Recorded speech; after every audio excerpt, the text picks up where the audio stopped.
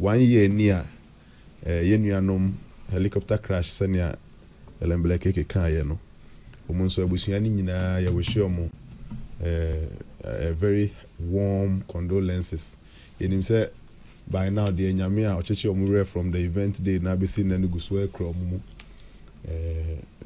omumma ne abusua ni nyina me so say by now recheche no akwa anim afia so aye kan ti na yeguso aye wish omo well no nyame nka omo ho na the key lessons no ne say na omu etu anamon akọ regulate nia honorable Mrekuduka mo start ye community mine ni sa ne manema no ebi nanka aba be replace indiscriminate mine ne galamsey ne fen galamsey na me koso no enti ena me banyina ka mu na me bisa mo se enti owo na chi no 1 year on cardinal ye betimi de ensa pass ye bu aka se what they died for no ya timi atu ho na mo papa bia na 1 year on 1 year on sabe galamsey na ekoso ni indiscriminate mining na ekoso a enu nti na mpanimfo yi ko obo ase akoda dwumadie fu Freddy na ese Miniam Mrekuduka mo de omuye community mining no a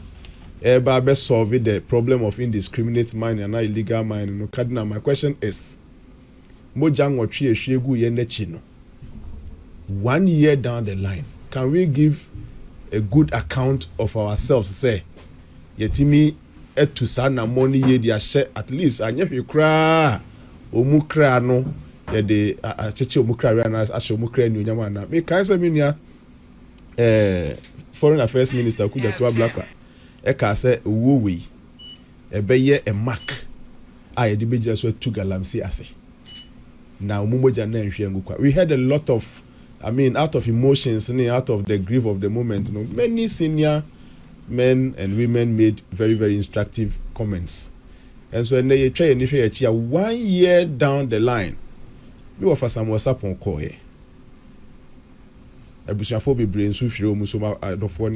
The question is, a year down the line, Cardinal, can we say boldly, say, indiscriminate mining, illegal mining, no?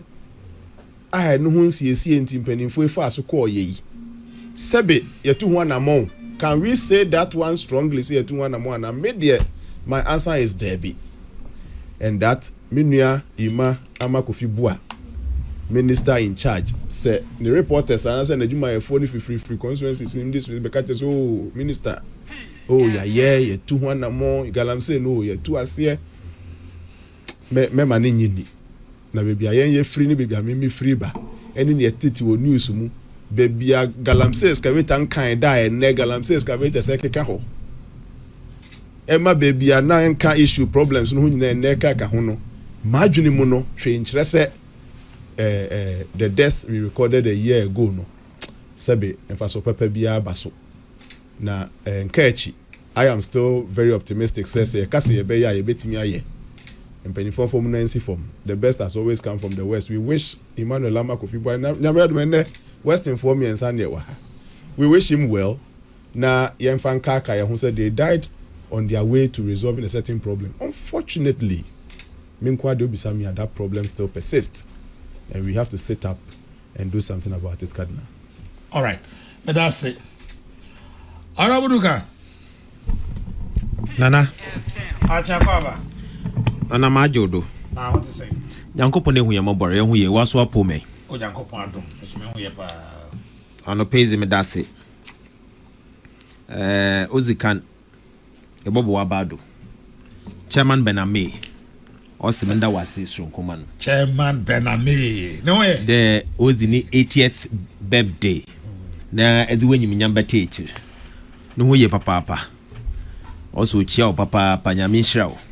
Wa honkaka ezebe na mejizi de anopay topics as amahen gu habat yebeka ho asem na ma weshi menui keke oye elembele keke abranta origin wo politics ojina ne nando mama ne yakọ de nunua besia or friend Joyce ma so me yere the Joyce nti mama ne yako na Pretty Joyce also and emi no yakonta no nti esa mo pep Joyce bi mama na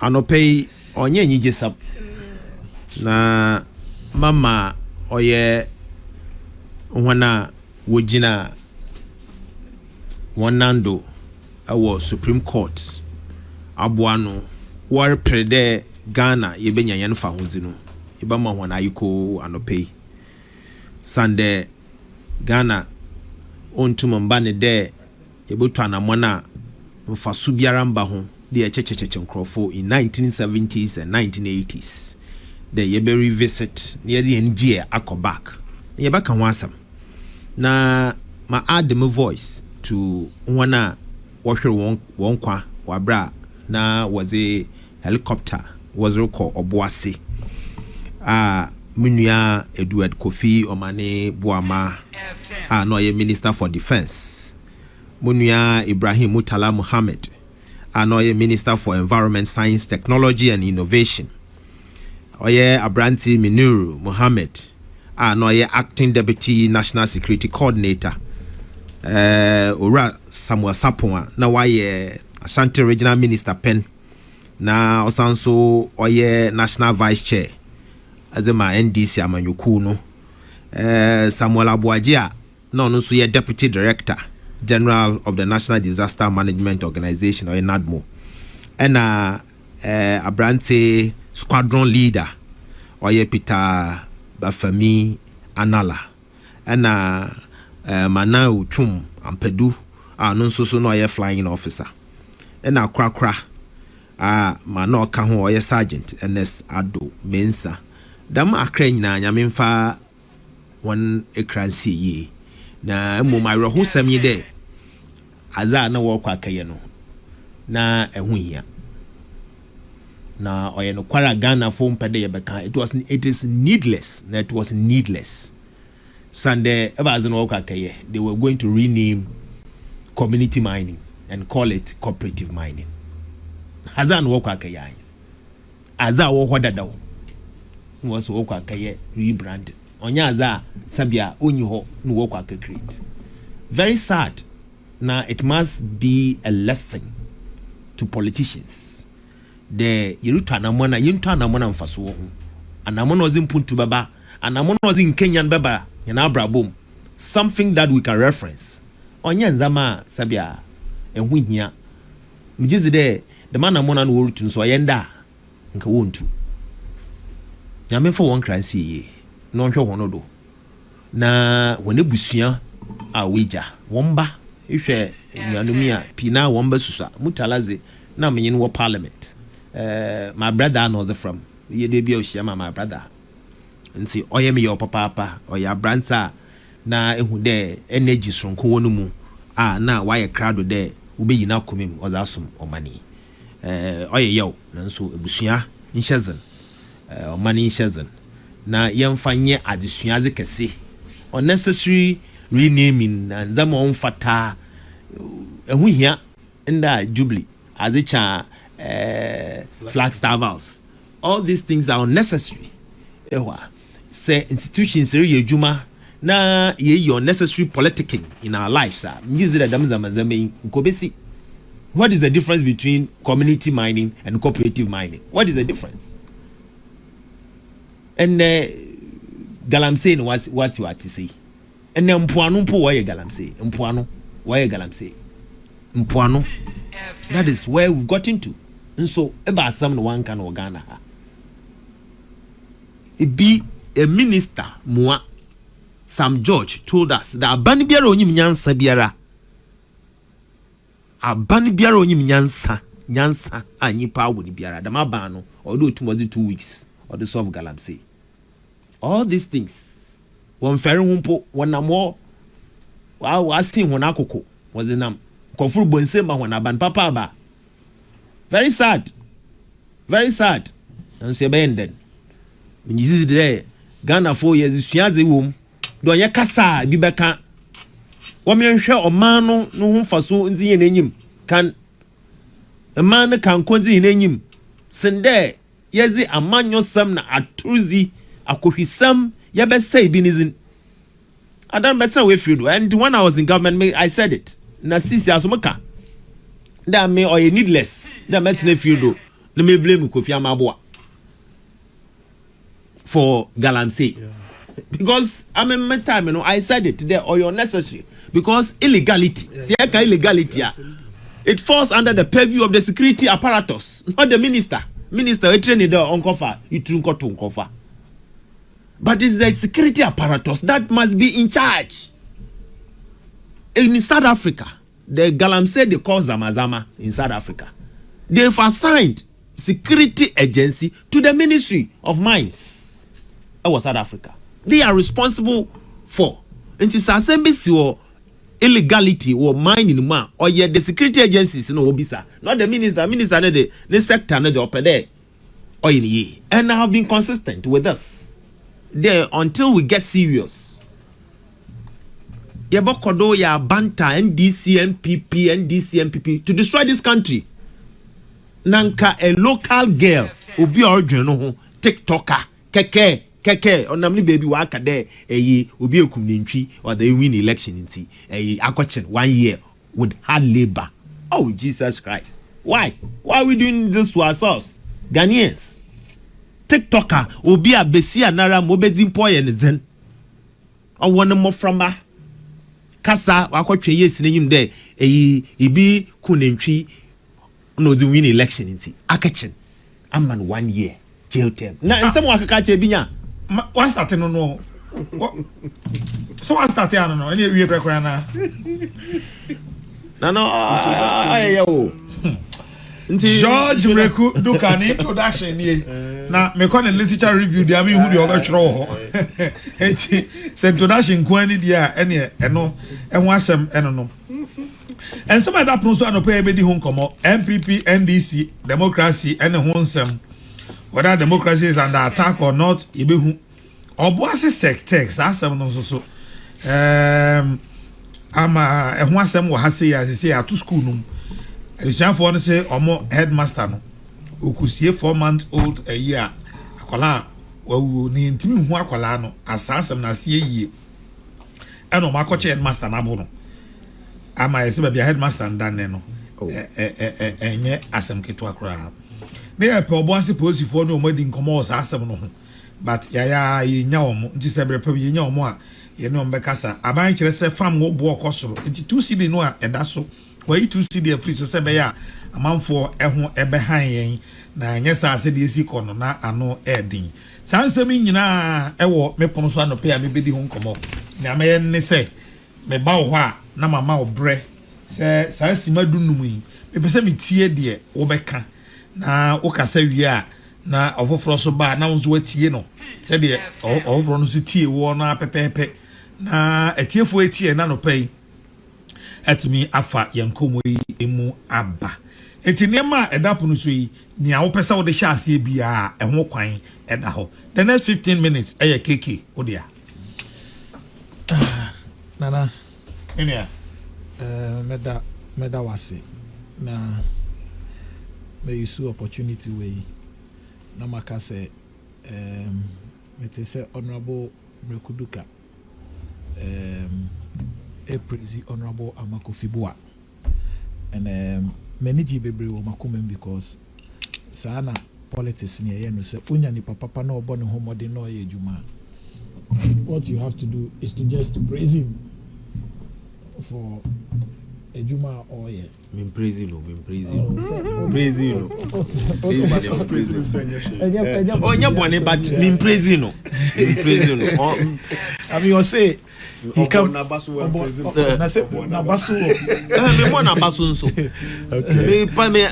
Me patch say maybe an infantino me patch say it is not his responsibility. Absolutely.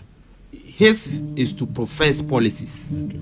But it is the responsibility of the security agencies to clamp down the illegalities. But abainan kasa omonu masem ni nsamo omukaka yes abain SSA we and he's part of the government.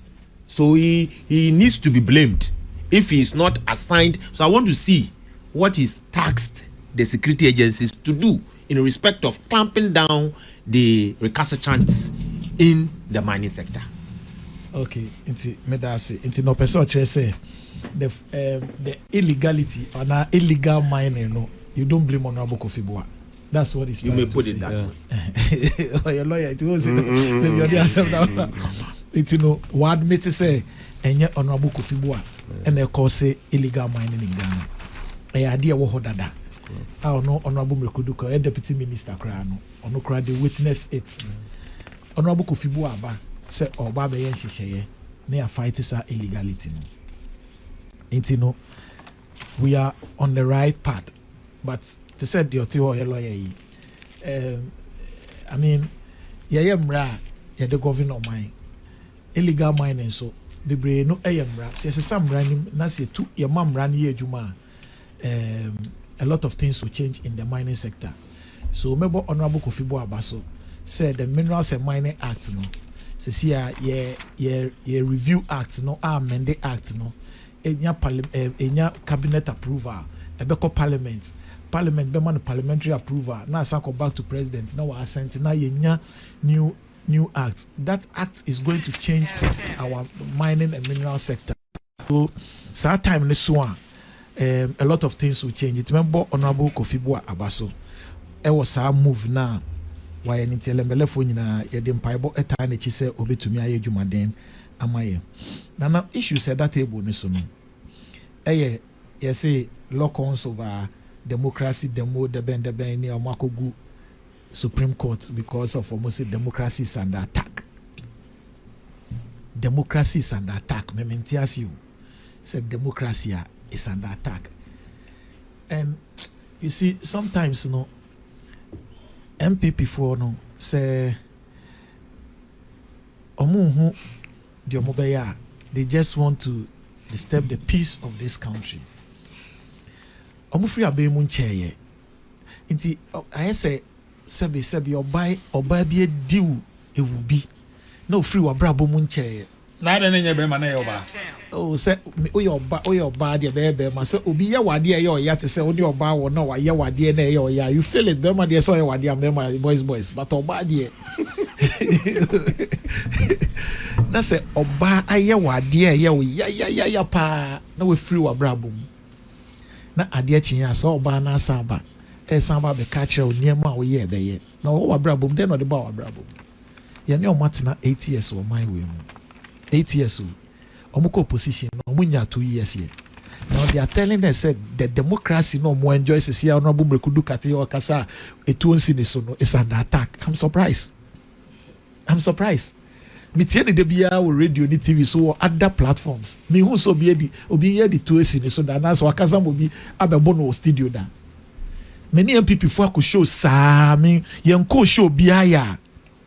Omo kan mo adwene a na ya okese national security have form wako me who be that since NDC by me who be that and I said journalists to say na ya okese cardinal wo kasa na okasa wie ya say ya the national security ba be fa wako wo kasa under 1.5 years e ko 2 years ni me who be that into democracy na ya under attack na no na die the democracy na ya under attack na no na die say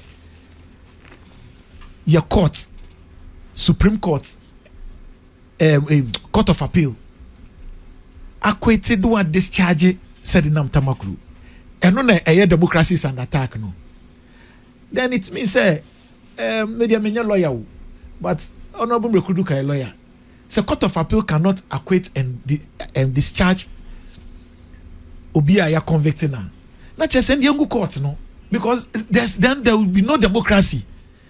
Metie mate say chairman want to mean the lawyers Oma file appeal. It is so called appeal now or succeed in appeal now. Can we call it democracy that is under attack? Is that what they are telling us? So sometimes omo yes anyama we mu bia. Ye mu bia nya surprise. Nana yo. Unim the reason why nya surprise no. Their national elections is just around the corner. And Crawford people said so they will gather, you better gather Crawford say, yempe bibi na. You will say yes. You will position your boy Juma. It's mummy on demonstration. Mummy and dede. Yan boko jai, yan dede. that is the exercise our more yes here. And yeah, exercise we share substance no more day na. Sebi what na age na so. And yes exercise ni bi. Exercise na be a contest. Into a person who say as a organizer no, he can organize people to go to the Supreme Court. Miracle Sabuaji, a national communication officer di. O mobilizing Crawfordia who say national communication officer income in your obey. Oni organization, oni bejuma. Mekuduka person asako back to parliament. Ewa takwan swayem. Inti mekuduka be boom. No was share with social media. What takwa for no takwa for we say constituency for no we say mekuduka. Your opposition no bejuma. JFK secretary, general secretary. Or person san contest in the general secretary ni bio. And you jinem inti when you know more year no. Elections say one around the corner. Omo person party for who say opposition and die ye wejuma ye. But these are the same people no more abemu, and we saw what they did to us.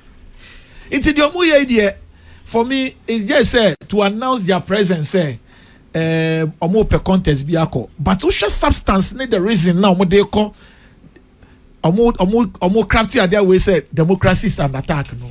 It is baseless because yatina on my way mu ama me ankasa me boss lawyer Sami Jemfi na be no organize omo say omo democracy is under attack no obo na sum wo studio obo na sum e wo studio anadok me boa we hu sa videos no obo na sum e wo studio na be boss Sami asum obo video no ha I will share the video with you. Oh fine. I think Asempa FM studio.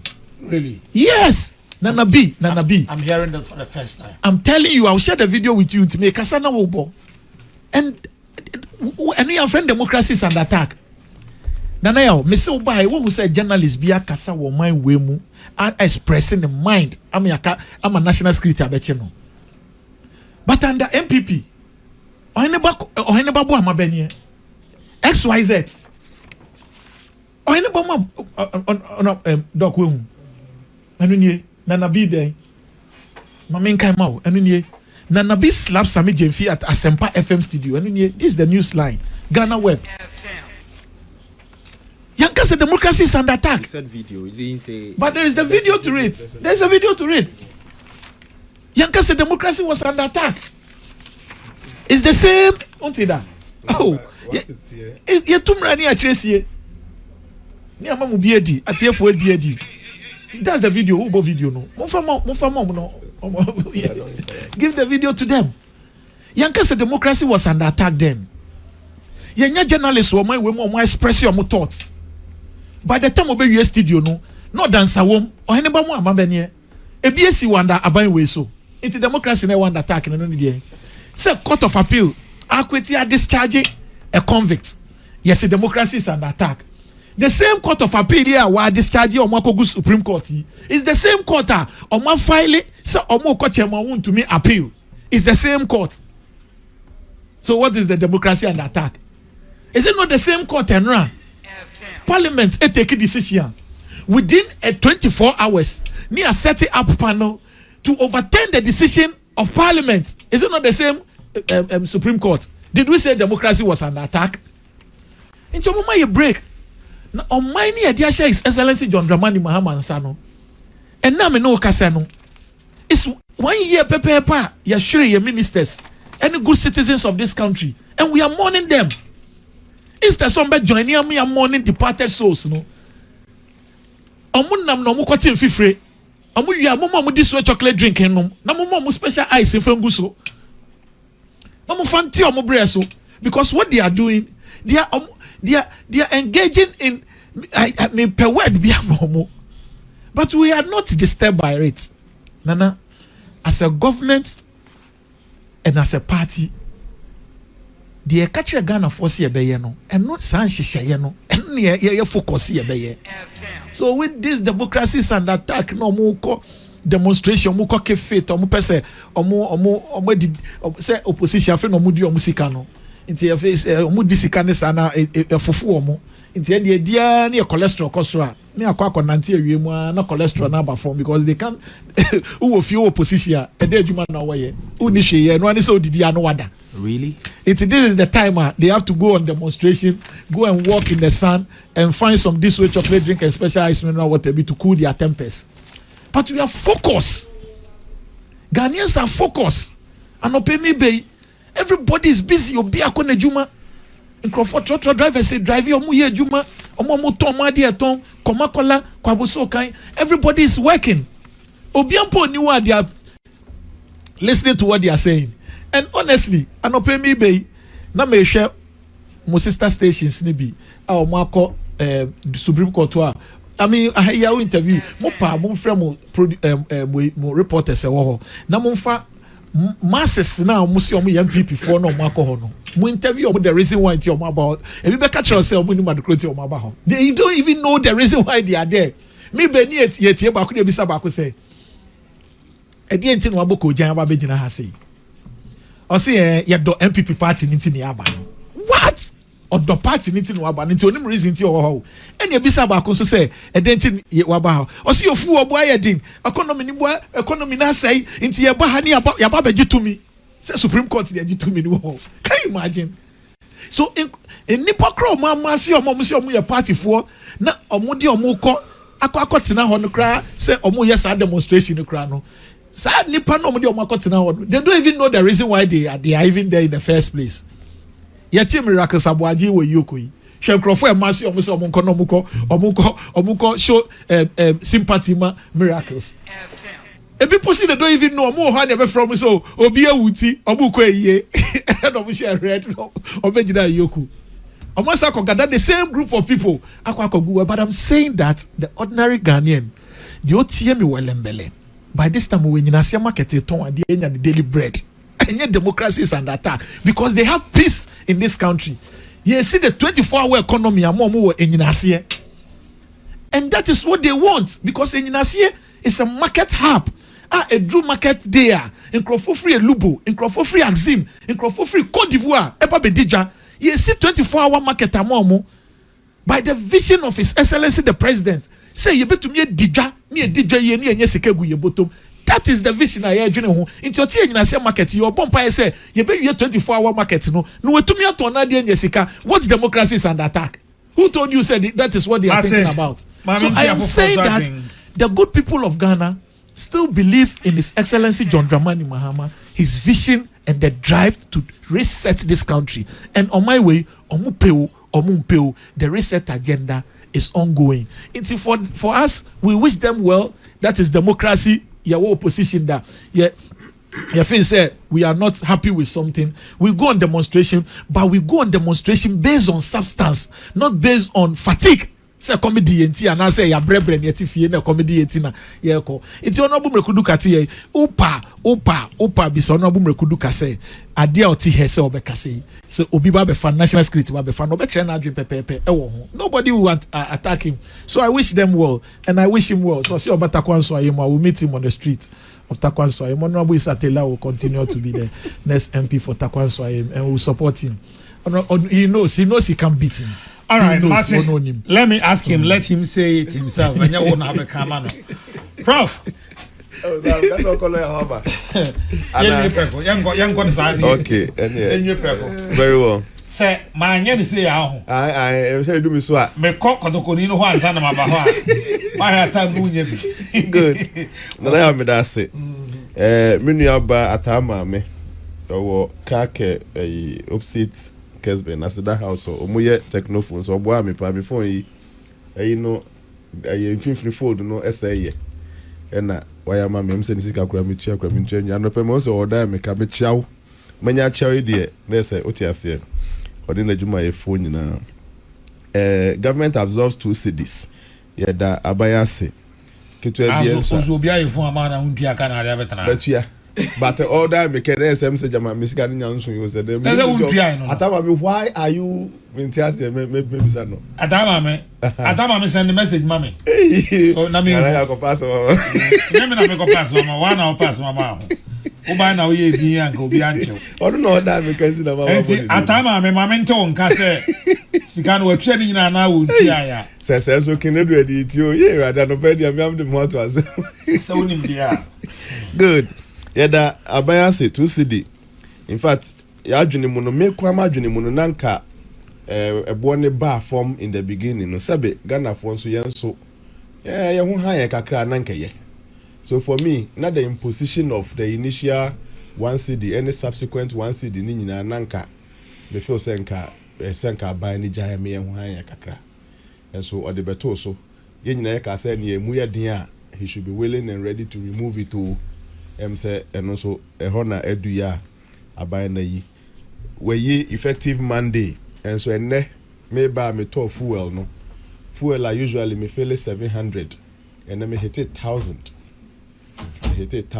nti say we yi di and so still na ye nyina ye hwe OMC's ne prices no more demonstrating no say still na that's what so ye bomb price and name mungu na enti me mra from but me ka ko say fuel a ye the politics as against other issues be ye need the politics no ade a uni control so crowd the politics say when you know say other factors determines its volatility enti baby edu for me the 2 cedi is out though but instead of 700 my usual tanker me dey failing no and then my feel 1,000 Ghana cedi minim going forward how the look is going to be but ye bomb price and never be form aban so me who further interventions if the thing begins to go way above ya ye hu in the year then obey eba from there ye the nyame ase ye asere so say eba from a e ma na mpre no ho mfa me fu from some meto so na say be Ghana for so ye ho han ya kakra ya na ye why esre ne pa now students in discipline me ka because so say ye kan nyina bom ana ye nkomra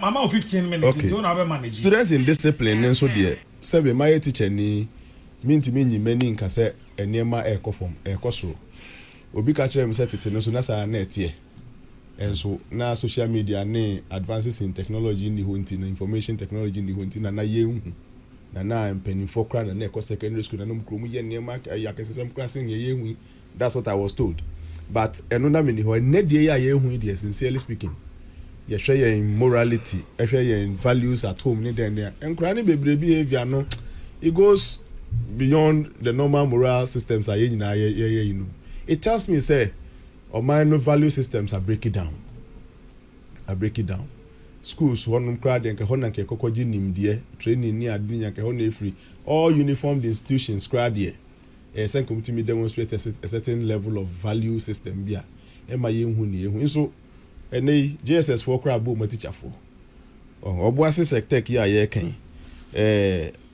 yes obuase sectech ye kan sabe minua ales mu ko ho yimadumu ni ade in those times na sabe technical secondary school there but na omunye omu sre ne seida I think that they are becoming too much of a denyo munkwa obeko boko yes secondary school bi ntokwa obeko baby secondary schools be bre omu ya becoming one thing too many headmaster amohwe ni sabe minim ni mfia wedi there but inti onwune hwe nkan say woto nkwa na so like odo nsabo penny hwe nkan bibia preke se chale ni ami ye mia na mebo me hu dua na inti ye nyina ye beboa say teacher fo awofo moa obia moa na yesua ABCD wo school no yesua equations yesua say no mo me yensua morality ni values ni so nka ho nano na me exhortation was sorry na me ka say vacation bebe obia bepe extra classes dia manema yes onsua maths ni bi nka ho and onsua science ni bi nka ho it is good won akwa knowledge but mon kai so na mon fa mo man so ko bible classes ni so bi because at least maths ka krako na biblical training ka krako mo be ko makranta sua the Quranic trainings ni kakra so kwa yes maths kakra be wrem English kakra be wrem science kakra be wrem we would also have some Bible Christian values kakra over the vacation period nti mo amotie ye no ane mo man be ko extra classes ni de ba mo mpe Bible classes bi nso mfa mo nko bi obesua maths na sua science nyina awie na wonim nyame a menua Charles Osu neta kana sem nipa bawi ase no ehunu nyame a sa nipa na mfa so obi ani so nti yesua nimde ne ahohoro aka no moma yema Bible nkyerɛkyerɛ nso nkɔ yema ne mu bi me nyɛ sure sɛ obi a osuro nyame kakra akra wasua Bible ne ebetre ne sabon headmaster da. Some of this indiscipline we can go about it very well when we introduce Bible training, Christian training. As of when one penny for us, more organized classes in be not mass classes, of course, other Bible classes also, so that we can develop our value system and our younger ones too will grow to become extra responsible than the level of irresponsibility now. MPP demonstration. Media the Biamina come as say draft an allowed practice. As a custodian in good standing, a proud one, Minia Wolanyo professor. And there you didn't see a Kunyaso say Vice Chancellor, University of Cape Coast. Prof, I salute you. A very good morning to you. Your administration will be outstanding. You are a fellow. Fellows would always shine. Truth and courage will be your strength, Prof. And ope ye chiao any management in na major demonstrations di. Makobi pen. Senya minua elembele keke sometimes kwa no eboa exercise ni ade. But basically primarily no demonstrations, rallies, assemblies and processions are a friend drop no. Ye kwaya ye fa so nso a ye de e kan nsem kire mpanimfo na say o man ni ade. Nti apart from say ye exercise bit no. Na of course me ne adwun say binum so be pese o mu de be entrenche o mu de be share o mu political ambition mo kenan nso no. My area feed the main purpose of DRAP. All demonstrations, rallies, assemblies and processions are meant to send a certain message. The government of the day must be ready to hear that message. And the person might have been in government for 8 years, but ebia ofri mu no yeseto da bia wo mu a ne otie ni hu niam bebrese obetena eche ne bia wahu bibia ye de kwa adwendwene mutu ho anamo bia beboa ye nyina sebe MPP for nso ye Ghana for nti emfa ne se Ghana for bi na etwe aban na agency bibi so Chief Justice fa ne se Ghana for bi e na ye etwe agency bibi so a sebe bia won so te system ni mu no a wo na wo hwe judiciary no e bi kura na wa adwene ma so. What is the substance of the matter? The substance of the matter is that object bi wo ho a say appeals court to all the right to judgment o ba it doesn't go beyond them. O ma hwe assembly na assembly ni training na ya. O betimi abo assembly nyina to ego. That is the object. The object is that Attorney General Nankasa no na asem call ye no. What throw on a written statement or the command court ni mu say where nya kwan amfa some further better evidence bi amfa attach. Bia no bi adwene say na there na appeals court mo kan sa written statement no. Therefore man can change okay e ma mo time. Mo kona mo fa all those evidence famra na mo ka say evidence bia attach cases no. Therefore there is no attached proof beyond reasonable doubt my boss am not. That can be a serious issue a country will have to consider. Say written statement of the Attorney General. In fact, it is on the basis in also or appeals court. Because what true say, oh, here America crowd are provided. No, the reason why I'm saying this is that Nana, ain't me must say a high court judge will sit. Go through 78 counts.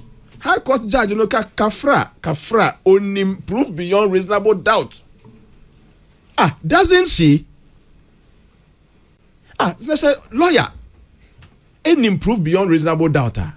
Now will be a very law school. I practice a back akra. I bet na bench in so 19 good years nana.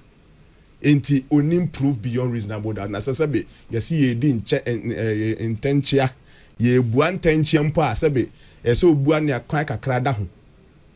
Enti judge timi betna se ahwe case nimpa we say evidence bia attach. Ampenya mpa se ma me nkodem ajeli 10 years. No, me kra me lawyer kra me judge kra. Me sure say cardinal ubedi asema only dance no agina so the ebuai. No. And I think where the problem is unfortunately for me, leadership just yes say was arbitry. Why me mama? Minim ni pa. Minim ni pa oye. Yes.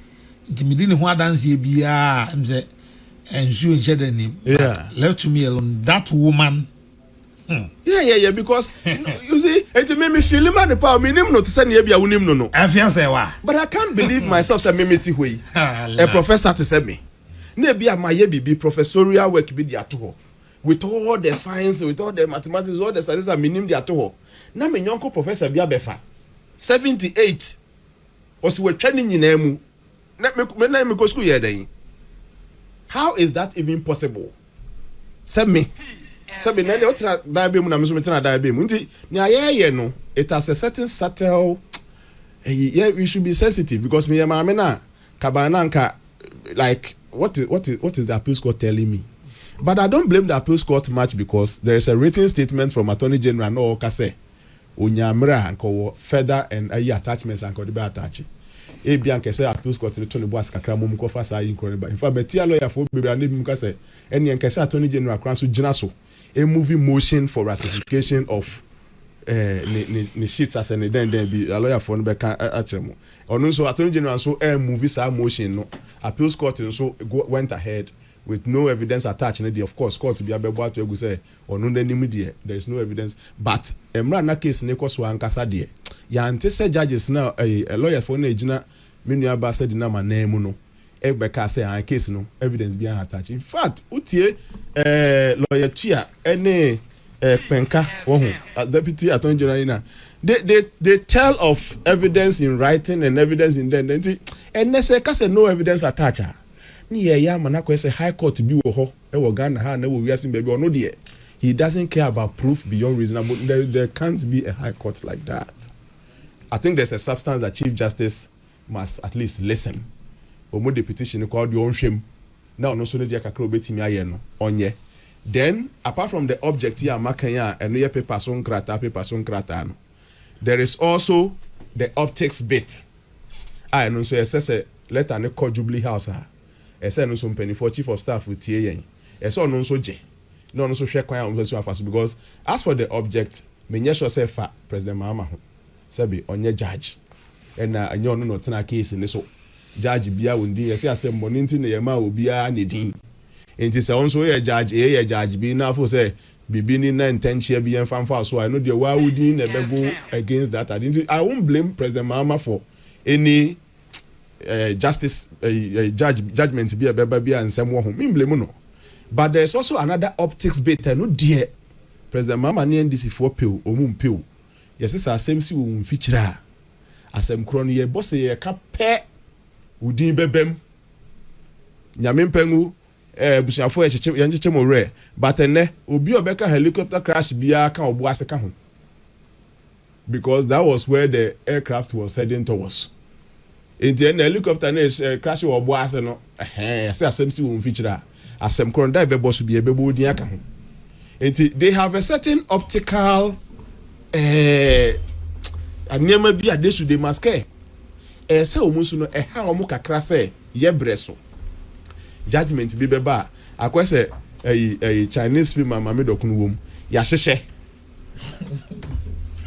o di ase Chinese film na ye no bia say Mama Dokunu wom ebesi ene ya hyehyɛ oh me Mama Dokunu e de enye ye nga ye Mama Dokunu nti me bo di da ka say mommy enti ne e kan say ahyehyɛ ye say ebesi tie du ne so obeka den aha ye nyina enim ne obeka du ne so adon kai obi say ya nka say Mama Dokunu eba say ya no obeka ana say Nigeria film a de ono aduane ne betumi de drug ono beka bi ahwe omu me say Ghana film bi a omu yeah a flashback no say 40 years ago em say producer na hwe na a research agenda President Mahama 2012 na ne bana ebo ho 40 years ago so when you flashback say 40 years ago I screen no black and white.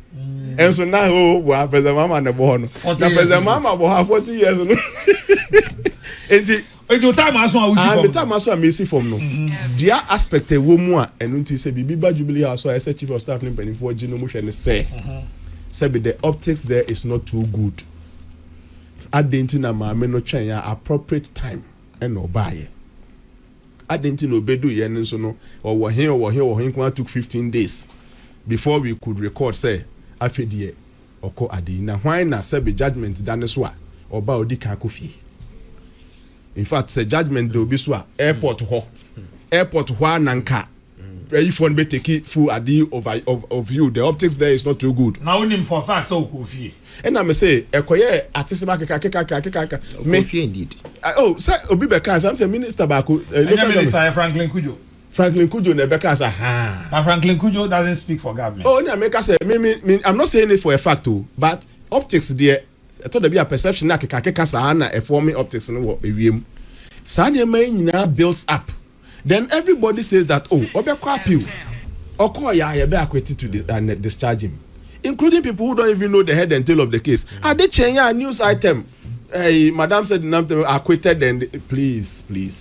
Chinese film mama dokunu wo mu die. Please, I finished reading your abstract. I'm okay.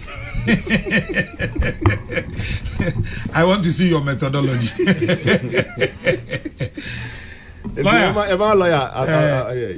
Lawyer, man, 15 minutes. Nana. Yes, so them how now yeah, your summary part 15 minutes. What's the can Mama Fanchi akasema Dr. Mahmoud Baumia. Baby obia nyamin kanu number 1. Na meraho wano pay. Sunday Ghana yanhweni ye ya yandache no onsi. Arrogance of power. Yaza say yambo ho bana obahoyen. Ehwe abrante a okasei elembele keke na mohwe ni future in politics na so sha se kasadama na oyede ohwenza mebiye then one a demonstrate no cholesterol no watch one a wokohwe why exercise indeed that is arrogance of power. Cholesterol no watch one ti ena wokogu street no do no worry didi really yamin for boni nchawo amen de se yereka de yen democracy no or ye under attack na dwen de amemrekudu kamebetina hei wo meche minti awele mbele keke wo mechi wunti prof wo mechi ninti onka wunti personally nti the democracy is not an attack. It's unfortunate. What's otu onyonko a otu eduam democracy is under attack because say ehwe sedina tamaklo na semia edwene ho a entase eba asam na yereka etefo mami Ghana mampanyin kufo bay na oza ade bi ofen maslok oze bay de won fambo ehiafo bosia wontum fa bi nya adwuma no won fam pagya wana abrabom abra mampanyin kufo firi do pe na NDC aban bay NDC aban bay no mu no ena obefa maami a wo friend said na tamaklo atienui wadan katsina maslok wo baby a oyede wo bo ehiafo bosie ehiafo wosika o wadan man there onhwedo maami ekwan kra odi ehiafo wosika ze fa do yin there oma rural bank tam Ghana fo ehiafo wosika yi de koto dan bank no mu den ko won fam bobosia na bank ne be yen de interest odado de won fam ehiafo no dem interest no won oboro won adwe na won ta ase do won tum fa dem sika no fa mbo dem ehiafo no bosia nti chiri no pam no nanka sabi so interest no do ansa na yetum da bobosia nanka corporate governance na say ejisika kama a rural banker or the dam rural bank no any ye negotiations ama won kwana wo ba fado a sabe wodi dem sika no bobosia nanso maami anya dam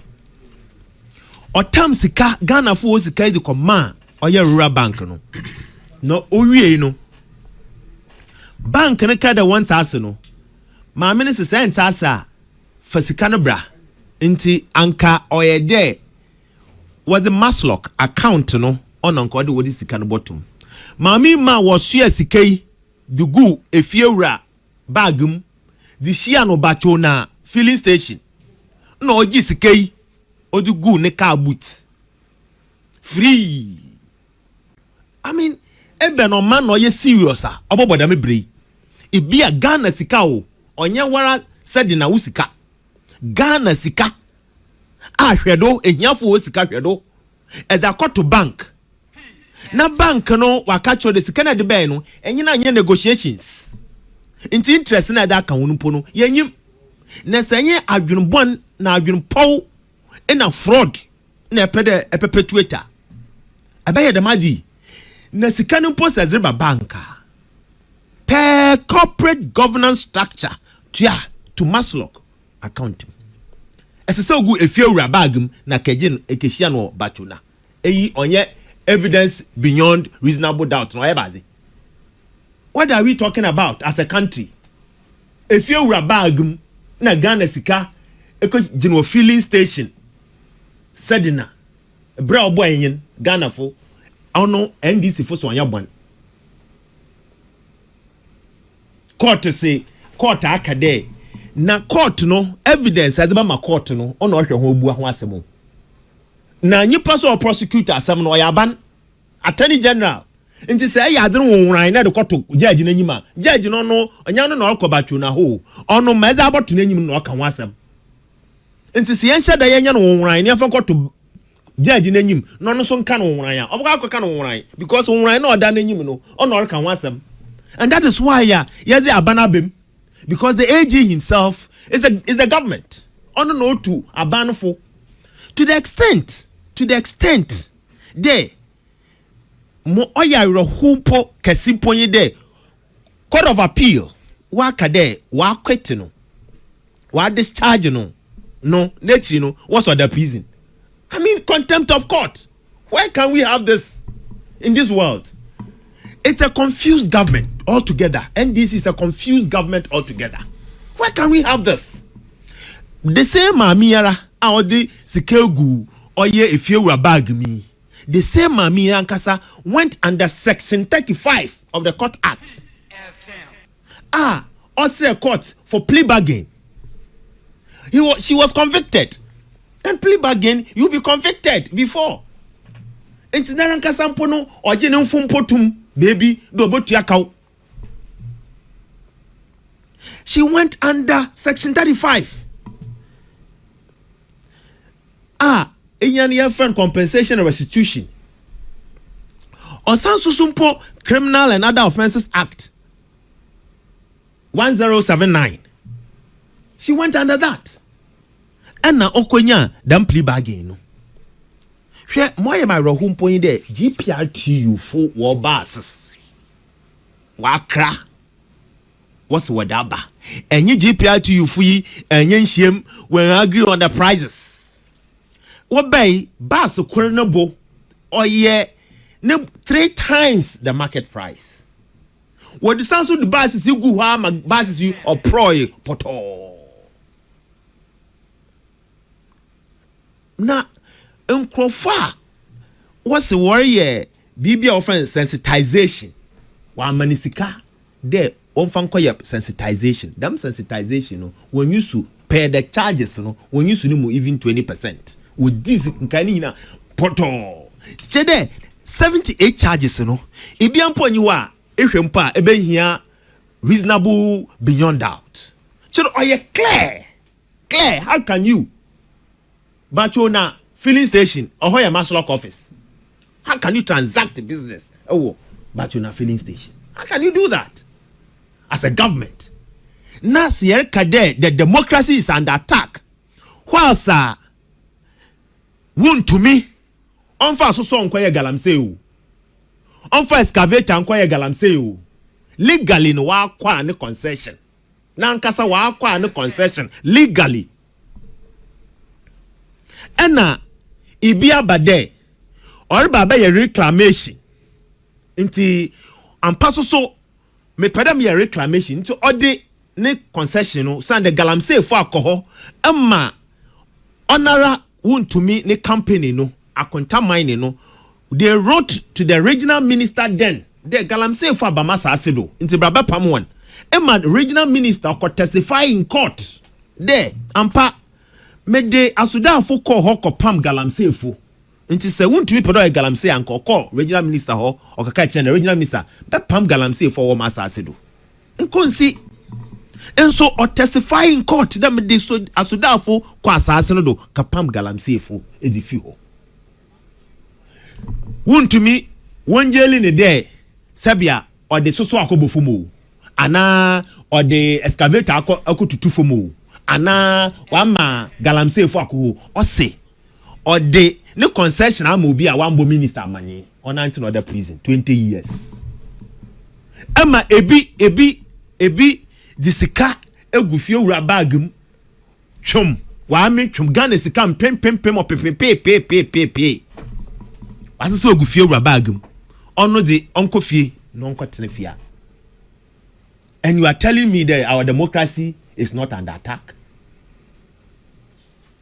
there even selective justice in selective justice very sad ya ko reverse ya digia na ko reverse me ko 80s 90s ya ko reverse how selective justice hwe moye mawro ho ameka na awosiatu egum mponye de dem Camila Alhassania sebi ibini hienyi awraba nala odwene no ho obransa na wedidi no dibi mpahwe ne ma onya no kokko bi a watan na nembedi ene wakọ kade sofu bi adikana kade ono onyimde NDC fukum nantwi wode hihye fom wode nantwi hihye fom sofu aka wo nti ono so sore kebi keke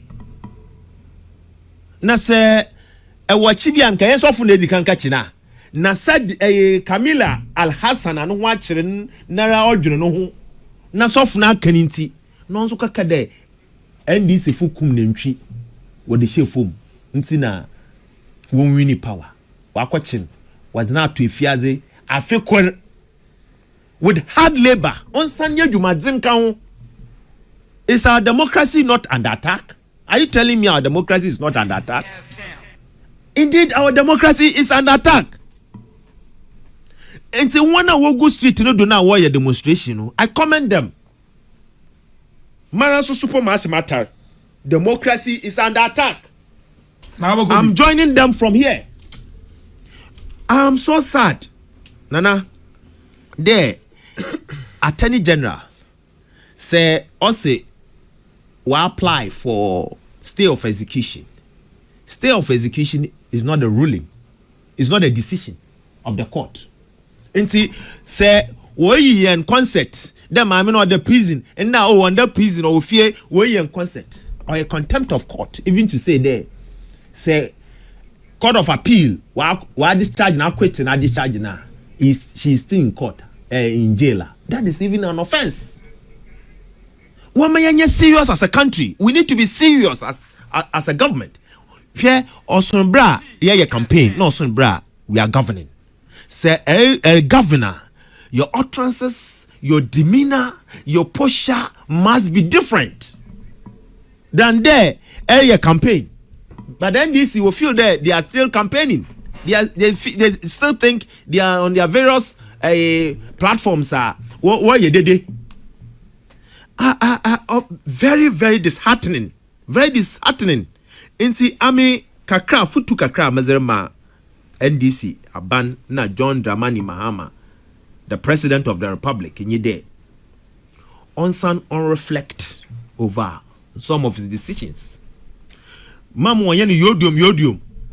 Kwachi yina akwachin kachini at the point abe pamu hufo na botu ni beyin. Abe pamu hufo na botu ni beyin. Mate medase emo bia pam hufo ankoto ne bema enye boko na oman no nchichire no so enkoso anopa mpanifo miensa e wo studio asa me ne omo etwetwe enkomo Professor Sapon ewa ha sei elembele keke ewa ha elembele keke ewa ha sei ena Honorable George Mreku Duka enso so ewa ha penifo amene o mo twetwe nkomo ene anopei eno anopei ma memfa nchia sonko emma owura kwabna owusu sechere a oye ahafo regional chairman on the ticket of NPP or cycle for re-election. Chairman owusu sechere anopei mema wache migidi yese ohoye yankopon ka ho one onuan mo ohu nyina chairman owusu sechere for regional chairman me chiapa anopei na manvo anu ya anyway okay nana ya say tell Elembele Keke that Ghana has not experienced what we are experiencing now before ever in our democracy. He should stop talking cry. Mami Ajwa. And what do we say? Ebre Elembele KK. Na Kege. Me mao 5 minutes. Okay, 5 pepe. Me mao 5 minutes. Na minti de obeka chacho. Nana metie lawyer. Na sabi ye dia fena ya starting makolaniti ye lawyers. Ye student of the law. Na say metie lawyer ya calling to the bar. Na say okasa say ya no me scared kakra because I'm not expecting this from lawyer ya friend to the bar. Na me cry me student of the law no. So what kind of judgment now you not be speaking like this on the Sedinam Tamakulu case? Or a lawyer, maybe Sanu. Say on him the case of the city and country waste and the EMA case now, 2001 case, Edianan case, maybe he's aware of that case. We read this case law on contracts. And this is what the Supreme Court, to the Supreme Court, and the Supreme Court say, contracts made contrary to statutes are unenforceable. At that time, not a Dianan or contractor, not or collective waste. And I could for by no so be trust our contracts. And this is the position of the Supreme Court. Even at that time, because of the position of the law, no, in contract law, so be performed be a friend be quantum merit. A Juma Wayeno, ye be shen yetian hoka. He is aware or a lawyer on him. And then every case, all the Beshe said nam case now. Court of Appeal, they say, a Diana said nam, they said namaya, a year contrary to law, no, a Diana waye. And only Diana first, Nippon no first prosecutional witness. Now a sticker na no Gina Hona no, Satam no a must lock MCU. Or no, and an first prosecution witness na no Gina we boxing him. And you besides on sticker say under cross examination you bisa say sticker contract na said nam tamaklo sign you know and no na mobile ya mo enforce ya na say mobile mo renegotiate contract no under cross examination or say ye buy you know ye be who say contract na nye until we renegotiated the contract na oya law na say contractor ye renegotiate the original contract no wo ho ni renegotiate another contractor. In law, the original contract become void. Into overriding the original contract, no. Into when renegotiated, the SBSA say first prosecution witness SBSA say did said Nam Tamaklo pay any money on that contract? Or say no. And you say when they try, or see on any kind of reata, and they try say Sikano. Into on what basis now you're prosecuting Obia? Me and Fanny say, okay, my name Dr. Saponti hey. I dear way 1 CD. Market price no be say 1 CD. Me say meton 5 CD. And I buy assessor. And I'm rekudu kaba. Oba I no say there be 5 CD ne boy den dodo. Into no the more 1 CD na. And no see you what it. Mama sike bia wo. And I'm rekudu kaba no renegotiate contract no. A free 5 CDs is about 1 CD. And no buy what you 1 CD. Don't see me negotiating contract na 5 CDs into the Miko jail. Can you imagine? And as a lawyer, you speak this way. I'm scared. Because what kind court of appeal decision now. You see, it's not about me NDC, it's about Dr. Smart, or it's about him. It's about the freedom of people. To me too, it's about freedom, liberties of individual. Some MPP and I'm NDC nintino. You better me liberty actually. Abra the imrani the juma and pesi the juma. Why are we doing this to ourselves? And then where we say democracy is under attack. Democracy is under attack. Please, Chairman, to me, it's the same court of appeal. And not the Nasamoko. Now, so court of appeal should, in the face of the law, no more anything that violates the law. Court of appeal was power no to overturn the decision of the High Court. It's to overturning the decision of the High Court. And not in this for Yakobo Kojina Court of Appeal and our Supreme Court say, and there's democracy is an attack. What are we doing to ourselves, please? We have to be serious in this country. You have to read the judge. Oh, you're a lawyer. Read the judgment. Look at the reasoning of the judge. The ratio. Look at it. Then you understand the reasoning ratio. Omudi take his decision. No, some be catch him. I want to me dear no. Maybe a Christian. Opa, I am the Bible. This is here. Oh, Bible no ha. Opa, mumbi Bible. Namunka Matthew 5:25. Number who the Matthew 5:25. Can Matthew 5 me any Bible nyanka Matthew 5:25 nyankan no be hu chema won to me case no na what how say chema won to me and now please can Matthew 5:25 omo ankasa chema won to me e di adwuma ne mo omo so omo ni adwuma no san crofo no be di adanse e ka say chema won to me ade no ye no illegal ono honorable Mrekudu Kate ono ani boy Gomasi was part of the witnesses, and no witnesses say, "I didn't know you know." And violated the Minerals and Mining Act 703. On what can he knows. You see, sometimes, Diana, Mumma and Fanu cre enya Diano. Who can be Matthew 5:25 no? What time now so until? Into the person making an say, and I can say, Chama to me, Diano. He was jailed because of violating act no, of violating Mrano, the Minerals and Mining Act 703. Yes, say, oh yeah, assignment. It is only the minister. Minister Penebe to me assigning. He has been a deputy minister of lands and natural resources before. He knows. And I went to me anye. And now man yes idea no no concession. Near more concession. You open concession. Minister na grant concession or grant concession ni no person the concession ni baby ucha baby edema Dr. Smart edi ejuma Professor Smart wa can 355 cedi Professor Smart edi ejuma. You have to come to the same minister in writing. Say me assigning. All right. This part of the work, concession to Professor Smart. Prof. No minister not grant to same. It's minister not grant to same. You are within the law. He violated it. And Honorable Mrekudu Kate went to the went to the court and testified. Said, Chairman to me didn't do that thing. Mate, medase keke, medase papa.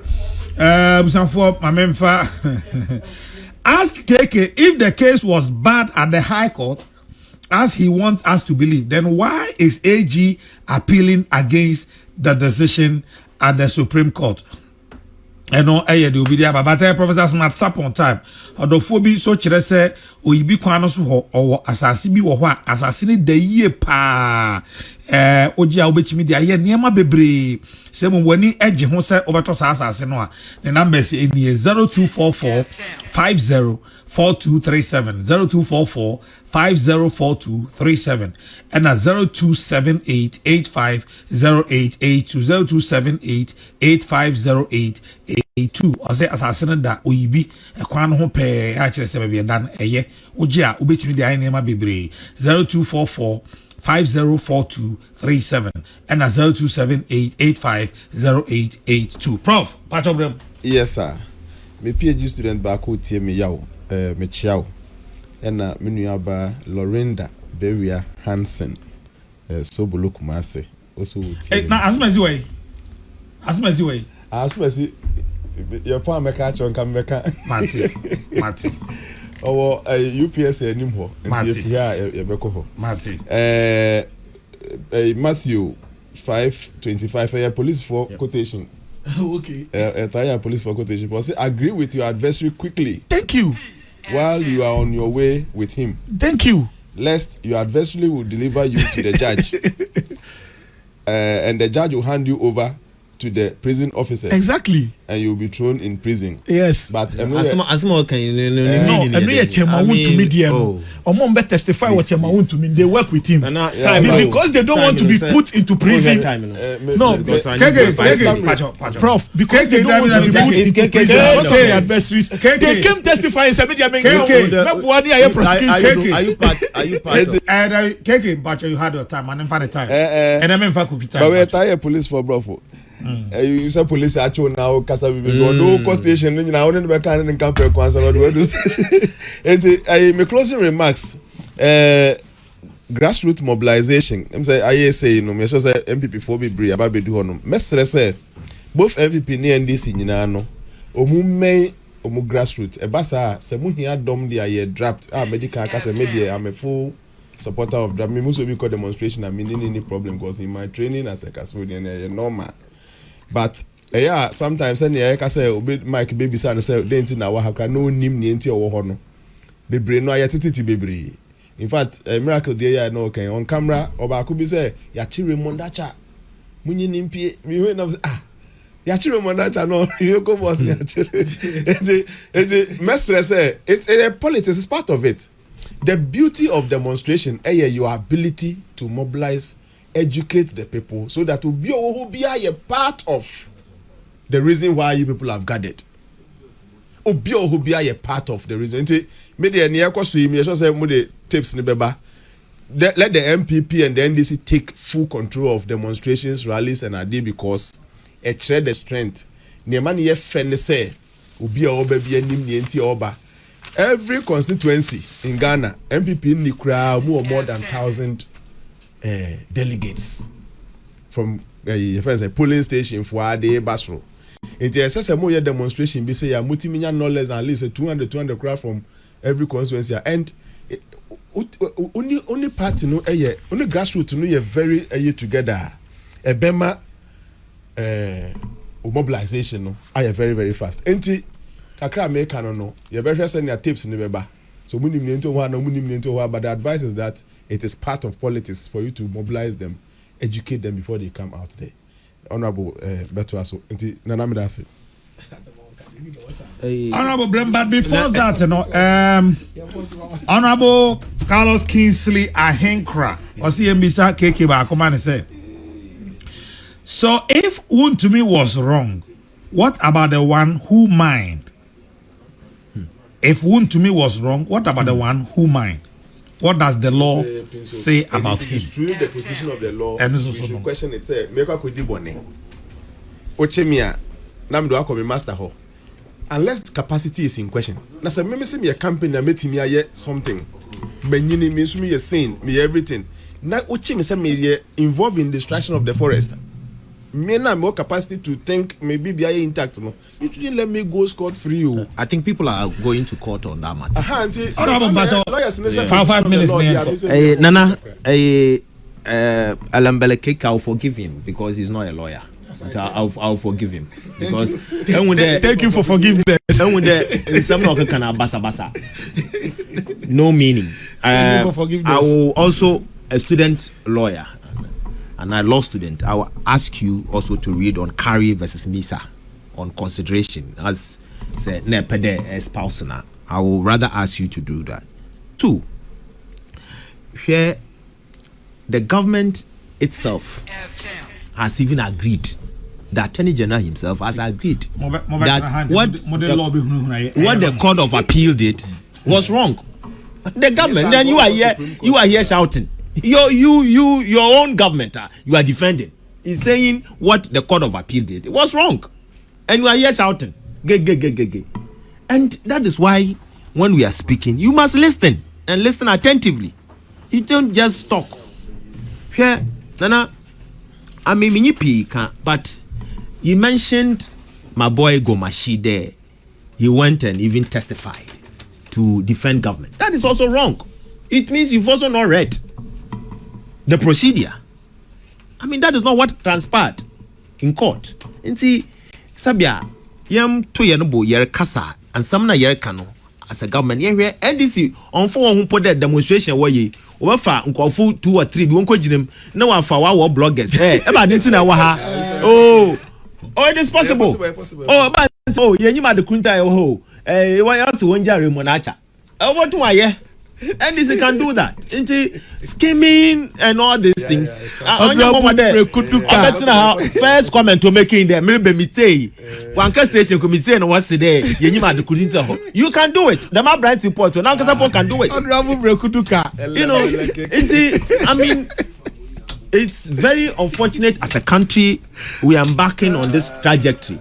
There, Ibikasa no akachino. Fanti comedy no ka na sam kakra bi na abranta or na kasa na so na nsa na na so ho kasa kakra no we dey na go to jail. I mean, why are we doing this? We must stop immediately. See Sierra say ebiri kasa say ote nekrasi a otum kachi obi wo boase TikToker na dey na fi oboase as if there's no police station in Oboase and there's no court in Oboase. There is now bankran. Yakachi bi baba mando was sunyani ni ho baby ni yadena tina pick up ma from sunyania atre Kumasi Ashanti region. Ye wo high court wo ho yadena bakra for what? Is that democracy? Is democracy not under attack? Democracy is indeed under attack. E can na a reference no bukwachi bi wo ha baby and so what? Hwe Mayari no yama rule of law onye juma. Se bi kasa na so kasa ehuntewa. We must have a way of cautioning. Na enda handcuff guininsa, I don't think it's proper for us as a country. I'm sad for Honorable Abrantiote the echina narankasa the services is rendering. Ochina anybody can handcuff you and put you behind bars because you are not giving any lawful reasoning. Our arrest a warrior. And it's na so do. Ochina was a yawa. Ebeka de eh. Mo can wa nuanum peyifuni bi na wa with our amanyosem was aza when our banner yan onye. No onje.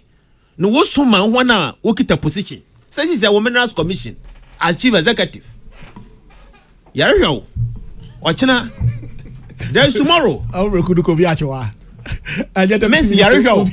Because of me bramo boy. It's a bit of every more devil brand. Yo, no, I'm branding. Kasa by heart. I'm branding.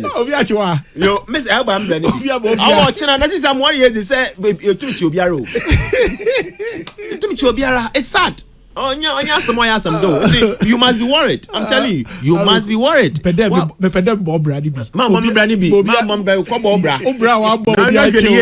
tomorrow. There's tomorrow. I mean, I put to because in the more cordono on you, brother. I the mewa. Obi a be you him as small man. If you sacrifice area and pay, I swear. Jawe na umma wo ho abetene free do hwe to wa che jumare ye but tomorrow obi ba na ye there because of politics wabaka cancer poto egu do wa che odo akogu odo akoto be bi onyi deda I am fatter de beda me wan sacrifice area no oso sini bi a ono so ono tini fi arodweno wo enti wo me hwe ne ye ade no onya onye na se ate na ha de ye ndi obi atem e di obi atem a e na evaluate obi na onye mo hin Only Abrant not US and Kwasi Sama no Kansabi. Oh, Merku. Sabi. Oh, you before Nana. Sorry for my language, but had the Eka US. Oh, no, Sabaha or Bedina Airport. Was in a Kanam, a woman, baby, man, oh, you was also man, why no, a VIP crown. Oh, it was someone VIP treat. Oh, to Misha Ashanti, Ashanti Hina Roba, I am for Roba, allegation, for allegation. Now, we'll find a tam. No, also your hin. NDC. Your friend Tam now. Now, everyone now. e fa de tam na wo ho a President Mahama no picture na takwafo obi ehu a wo pe de ehu takwafo dompemfo obi ehu a wo pe de ehu enye de be free a ya to dan ka asema maka che ho a na efiri ntimi nka hwe asem no eka obechi wo ntimi eka wa chiche ho a eka obechi do a ehu eka obechi ntimi eka confirm it na nti mezima samre be wie no eyi medi won echa abaka mo wonka NDC fo ezi won echa abaka mo wonka ka wasem etefo on fancham na NDC fo etuatu ho na abaka mo wonka but it's very sad there yebodu damabri amina amemuhu President Rawlings the regime papa muhu yere migrate from the junta regime to democracy 91 92 I saw what happened practically inti na minim even 80s things that happened in this country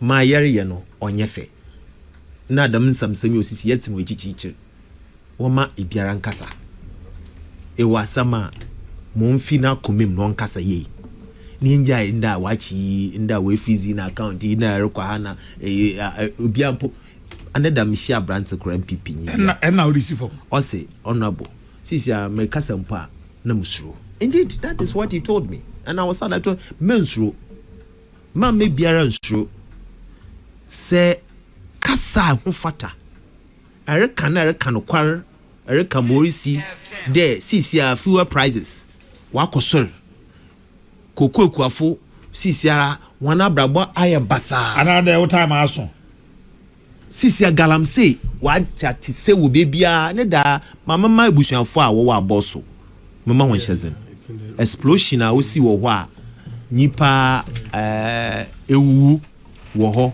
onam illegal mining bia no rekodo obibi a woso wokoto ituru bi wo ho baby ama we explode ma manfo wu nyame fo wo kransie ye na ebusua so nhyezen na menyim de mrepem no Dr. Mahmudu ba umya baba ma nzama wafa ne tampa ozefra